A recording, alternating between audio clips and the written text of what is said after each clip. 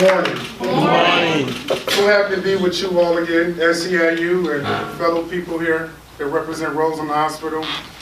As you all know, this hospital is so dear to me. I live right down the street.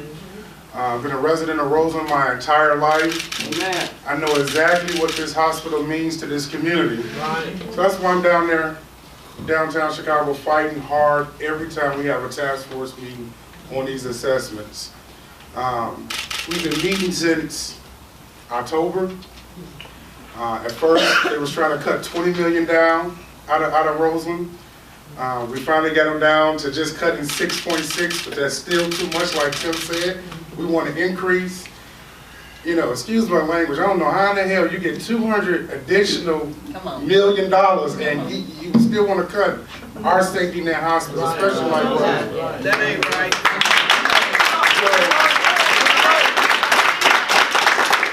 We had a meeting yesterday, and you know, along with me and some of my other Democratic colleagues, we were able to force them to look at being more aggressive and getting more money from the feds.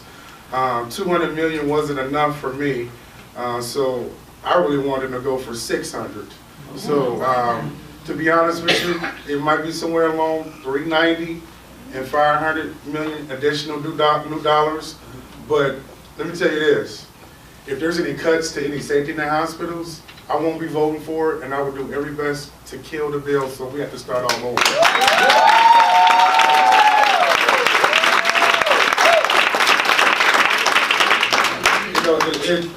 You know, we all know what's going on in our federal government, how that administration is trying to cut health care, raising our taxes, you know, and it trickles down into the local governments. We have a governor here in Illinois that not only would not denounce what our president said in those meetings, but he wouldn't even denounce David Duke, a known racist, a certified racist. It just happened the other day. He wouldn't even denounce that. So you look at the trend, and you look at what he has done to our higher education system, Chicago State, and other schools around the state. It's like you try to bleed these organizations to death. You're not cutting, you want to bleed them to death. So best believe I'm not going to let that happen when it comes to Roseland Hospital.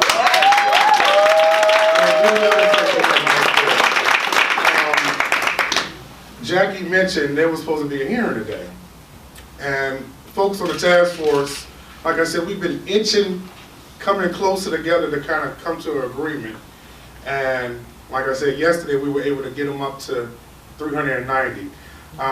Some members wanted to cancel the hearing because they didn't want to hinder the negotiations. The negotiations are going on between basically IHA and HFS, those two agencies. I'm pretty confident in IHA just because my former colleague, who's a Democrat who I served with for years, is running that agency. He's up against the fight itself, but I believe we will prevail. Like I said, I'm going to raise holy hell if we don't get the money that we need.